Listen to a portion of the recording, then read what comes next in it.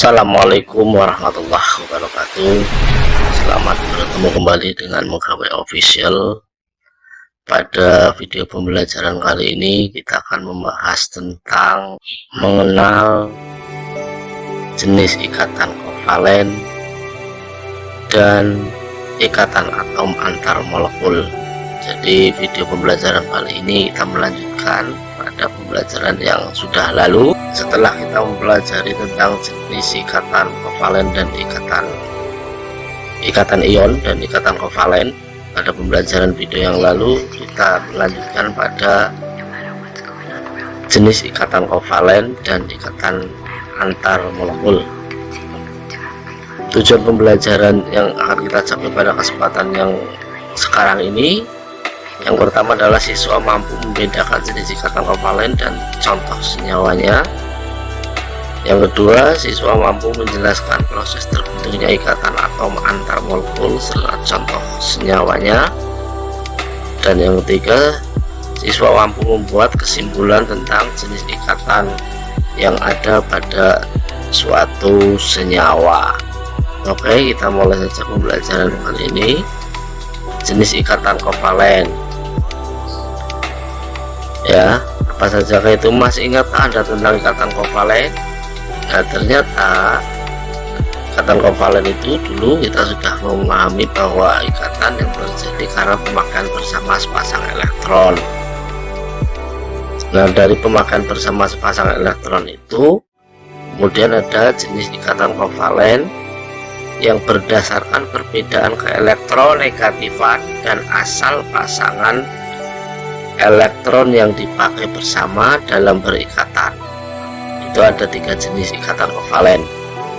Ya, yang pertama adalah ikatan kovalen polar, yang kedua ikatan kovalen nonpolar, dan yang ketiga adalah ikatan kovalen koordinasi. Itu jenis ikatan kovalen yang lain. Selain ikatan kovalen itu juga ada ikatan kovalen tunggal, double, dan triple.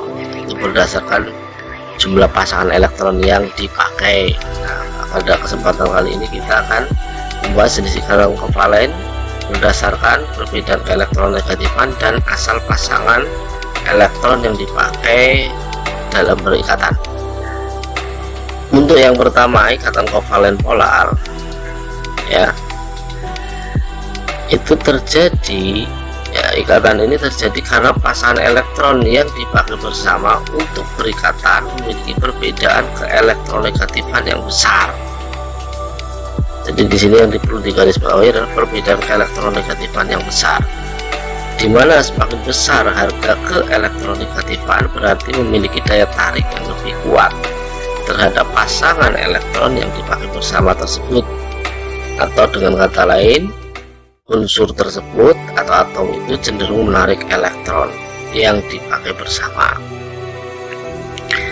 Dari pengertian ini, maka kita ambil contoh ikatan yang terjadi pada senyawa HCl, ya, dimana H itu memiliki harga keelektronegatifan 2,1, atau H itu nomor atomnya 1, berarti memiliki konfigurasi di kulit pertama 1. Dari sini maka dia memiliki kecenderungan melepas elektron. Atom H ini memiliki kecenderungan melepas elektron. Dengan demikian, dalam berikatan membentuk HCl, H akan membentuk kutub positif yang digambarkan dengan H sigma plus, ya. Sedangkan untuk Cl, ya, Cl itu harga keelektronegatifannya 3, atau konfigurasinya seperti ini. Cl itu nomor atomnya 17, 287. Nih, 287. Dari sini maka Cl ini memiliki kecenderungan menarik elektron. Cl ini memiliki kecenderungan menarik elektron. Ya, itu penjelasan mengenai ikatan kovalen polar. Contoh lainnya, senyawa yang bisa membentuk ikatan kovalen polar adalah seperti HF, HBr, HI, H2O, NH3, dan lain-lain, ya. Nah, ini silahkan Anda buktikan sendiri bahwa ikatan kovalen polar atau tidak. Yang kedua, ikatan kovalen non polar. Pengertiannya, ikatan ini terjadi karena pasangan elektron yang dipakai bersama untuk berikatan memiliki perbedaan keelektronegatifan yang kecil atau hampir sama, ya. Jadi dua atom itu memiliki perbedaan keelektronegatifan yang sama. Contohnya pada ikatan yang terjadi dalam molekul Cl2, di mana Cl itu konfigurasinya tadi 287, berarti elektronnya 7. Nah, harga keelektronegatifan Cl tadi sudah, yaitu 3. Nah, sehingga Cl yang ini 3, Cl yang ini 3 sama kuat. Dengan demikian, pasangan elektron yang dipakai bersama ini hanya sepasang. Posisinya simetris jaraknya antara Cl kanan dan Cl kiri. Nah, karena simetris maka tidak terjadi kutub, maka terbentuklah Cl2, ya. Kalau digambarkan seperti ini struktur Lewisnya. Contoh lainnya seperti Cl2, Br2, I2, O2, N2, ini kovalen non polar. CH4, CCl4, C6H6, CO2, ya. Ini kovalen non polar karena keempat ikatannya ini terletak simetris, ya. Ini juga simetris kan, ke kanan dan ke kiri jaraknya sama. Itu ikatan kovalen non polar. Yang ketiga, ikatan kovalen koordinasi, sering disebut juga dengan ikatan semipolar atau datif. Ikatan ini terjadi karena pasangan elektron yang dipakai bersama untuk berikatan berasal dari salah satu atom saja. Jadi tidak dua atom itu saling memakai atau saling memberikan, saling menyumbangkan elektronnya untuk dipakai bersama, itu ya, atau memasangkan elektronnya untuk dipakai bersama, tetapi pasangan elektron yang dipakai itu hanya berasal dari satu atom saja. Sehingga syarat untuk terjadinya ikatan ini, atom penyumbang pasangan elektron harus memiliki pasangan elektron bebas. Kita lihat contoh pada ion NH4+ ini. Proses terbentuknya bahwa sebelumnya H akan melepas satu elektronnya menjadi H+. Kemudian H ini, ya, bergabung dengan NH3. Nah, NH3 ini N hanya 3. Nah, maka dengan bergabung menjadi dengan NH3, di sini ada pasangan elektron bebas dari N, ya, pasangan elektron bebas dari N. Sedangkan pasangan elektron bebas yang dari N ini berarti N telah memenuhi syarat untuk melakukan ikatan kovalen koordinasi, gitu ya. Nah, kemudian pasangan elektron bebas ini sering disingkat dengan PEB, pasangan elektron bebas. Nah, dengan NH3 menggunakan sepasang elektron bebasnya berikatan dengan H, maka NH3 berubah menjadi NH4 dengan muatan plus. Muatan plus ini dari mana? Dari H ini, karena H telah melepaskan satu elektronnya. Kalau yang ini gimana, Pak? Nah, ini adalah pasangan elektron ikatan. Nah, ini pasangan elektron ikatan sering disingkat dengan PEI. Ini pasangan elektron ikatan, ini pasangan elektron ikatan, ya. Kalau ini pasangan elektron bebas. Nah, pasangan elektron bebas ini kemudian dikasihkan atau digunakan untuk mengikat H yang H+ ini, jadinya ini, ya. Nah, inilah yang disebut dengan ikatan kovalen koordinasi. Jadi ikatan kovalen di mana pasangan elektronnya berasal dari salah satu, yaitu dari N saja, H tidak memberikan elektronnya untuk dipasangkan, ya. Itu ikatan kovalen koordinasi. Jadi itu jenis ikatan kovalen yang lain, yaitu tadi ikatan kovalen polar, ikatan kovalen non polar, dan ikatan kovalen koordinasi. Setelah itu kita akan melanjutkan pada jenis ikatan atom dalam molekul, ya. Jadi ikatan atom antar molekul. Ini ada jenis ikatan yang lain, karena selama ini kita mengenal ikatan ion, ikatan kovalen, gitu ya. Nah, jenis-jenis ikatan kovalen tadi sudah kita pelajari. Nah, sekarang kita akan melihat ikatan atom antar molekul. Ikatan ini terjadi karena interaksi atom-atom dari satu molekul dengan atom molekul lainnya dalam suatu senyawa, sehingga interaksi ini sering disebut sebagai suatu gaya antar molekul. Jadi ikatan atom antar molekul ini cenderung disebut sebagai gaya antar molekul.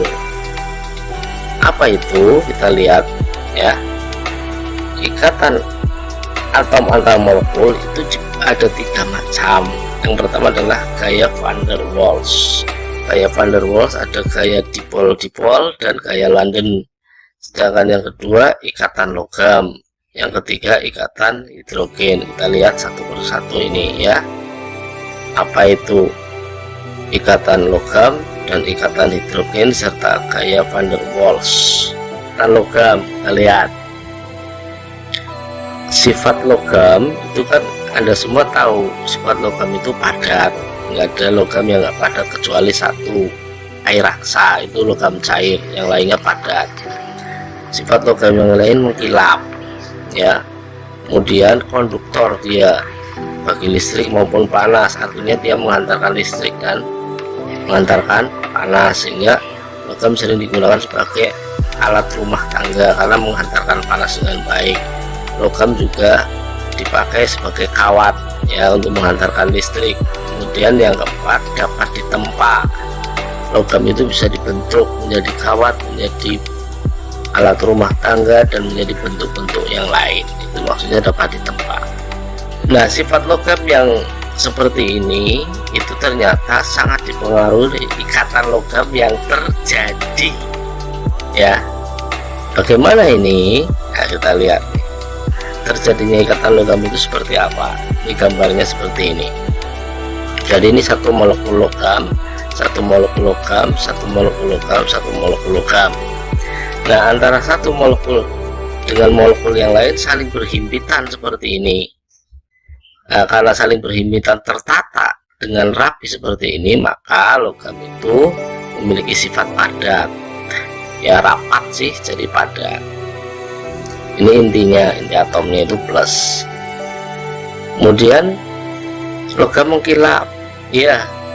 Jadi saat logam ini ditempa oleh sinar, maka sinar itu dipantulkan oleh elektron yang bergerak ini mengelilingi inti logam ini. Ini gambaran elektron yang bergerak, putus-putus itu artinya bergerak mengelilingi ini ya.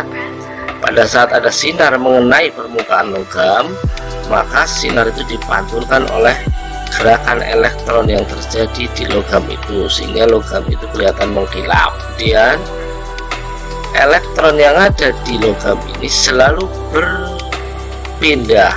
Ini karena berhimpitan kan berarti dari satu atom ke atom yang lain, elektron ini bisa berpindah-pindah gitu. Nah, karena elektron ini bisa terdelokalisasi, pindah lokal dari satu atom ke atom yang lain, maka logam itu memiliki sifat konduktor atau penghantar baik listrik maupun panas ya. Tuh. Nah, sifat yang keempat, dapat ditempa ya, karena logam ini ya kan strukturnya berhimpitan, tetapi antara satu atom dengan atom yang lain ada elektron yang selalu bergerak. Nah, elektron yang selalu bergerak berpindah dari satu atom ke atom yang lain, ini juga menimbulkan bahwa logam itu bisa dibentuk.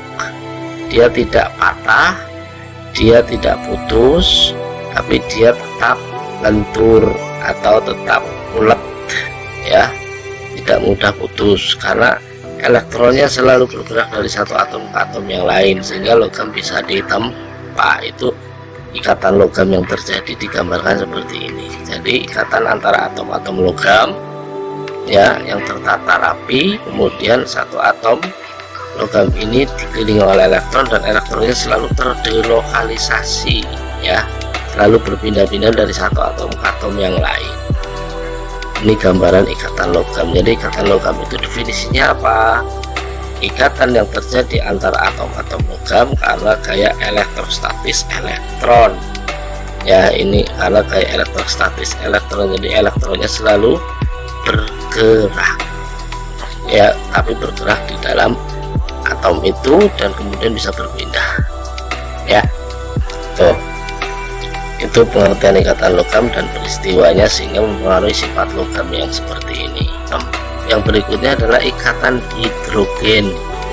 Nah, ikatan hidrogen ini terjadi interaksi antara atom hidrogen suatu molekul dengan atom yang lain yang lebih elektronegatif seperti fluor, oksigen, dan nitrogen (FON) dari molekul lainnya.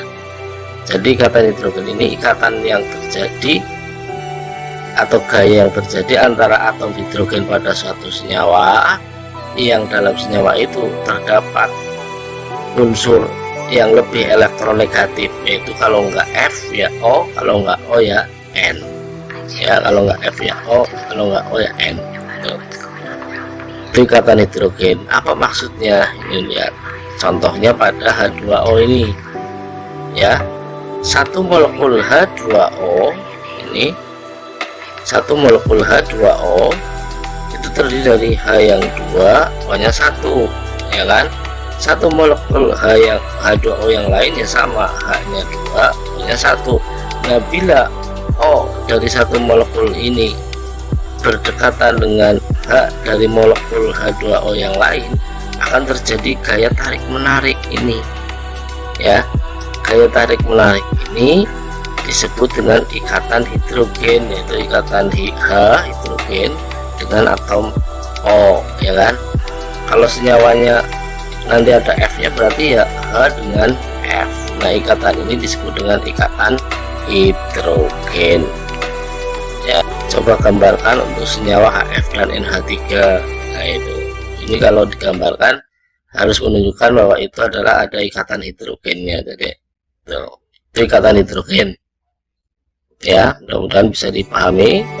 Dan yang ketiga adalah ikatan van der Waals, sering disebut dengan gaya van der Waals.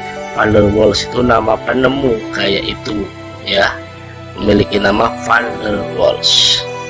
Nah, ikatan ini terjadi karena interaksi atau gaya yang terjadi antara satu molekul dengan molekul lain dalam satu senyawa, walaupun sangat lemah interaksinya itu, sehingga interaksi ini sering disebut sebagai suatu gaya van der Waals.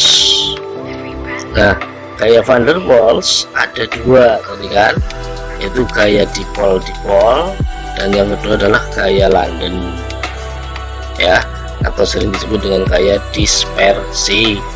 Nah, dari sini maka kita lihat satu persatu apa itu gaya dipol-dipol dan apa itu gaya London yang termasuk gaya van der Waals atau ikatan van der Waals. Gaya dipol-dipol maksudnya apa ini? Ya, contoh aja langsung pada molekul HCl, ya. Atom fluor lebih elektronegatif dalam molekul HCl ini, ya kan, daripada hidrogen. Maka pasangan elektron cenderung tertarik oleh Cl, sehingga pada molekul HCl jadi memiliki dipol.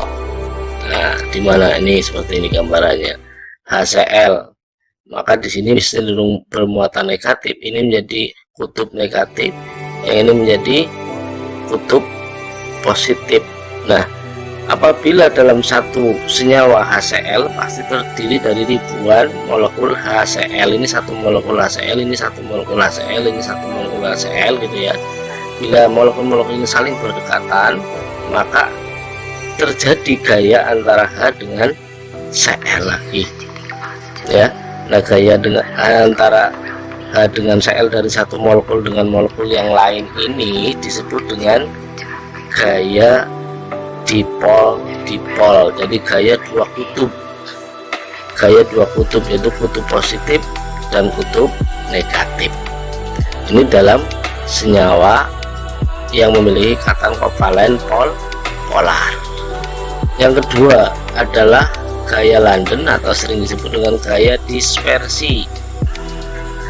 Gaya tarik-menarik antar molekul-molekul non-polar sebagai akibat timbulnya dipol sesaat. Jadi di sini karena adanya dipol sesaat. Dipol sesaat itu berarti kutub sesaat. Saatnya saat kapan gitu ya. Gaya ini ditemukan oleh Fritz London dari Jerman sehingga sering disebut dengan gaya London. Jadi dipol sesaat terjadi karena adanya gerakan elektron yang suatu saat mendekati atom lainnya. Jadi saat terjadi jarak yang cukup dekat antara satu atom dengan atom lainnya, dari satu molekul dengan molekul lainnya, itu secara otomatis ada gaya dipol sesaat. Jadi sesaat lah ya, sesaat itu berarti nggak lama. Nah, pada saat terjadi dipol itulah ada gaya namanya gaya London. Contohnya seperti pada molekul Br2 berikut. Nah ini molekul Br2, ini molekul Br2, ini molekul Br2. Nah saat molekul-molekul ini saling berdekatan, maka antara Br yang satu dengan Br yang lain terjadi gaya atau dipol sesaat. Nah dari adanya dipol sesaat, maka ini terjadi tarik menarik, ini terjadi tarik menarik, ini terjadi tarik menarik, ini terjadi begitu. Nah adanya dipol sesaat inilah yang menyebabkan sifat-sifat dari senyawa itu memiliki diantaranya sifat titik didih dan titik lelehnya bisa menjadi lebih tinggi dari biasanya, walaupun ikatan yang terjadi adalah ikatan kovalen ya. Demikian halnya tadi pada ikatan hidrogen. Ikatan hidrogen, air memiliki ikatan hidrogen, atau pada air terjadi ikatan hidrogen sehingga pada air titik didihnya bisa mencapai 100, padahal air itu merupakan ikatan kovalen karena di sana terdapat ikatan hidrogen yang cukup kuat. Saya kira itu saja yang bisa saya sampaikan, kurang lebihnya mohon maaf. Saya akhiri, assalamualaikum warahmatullahi wabarakatuh.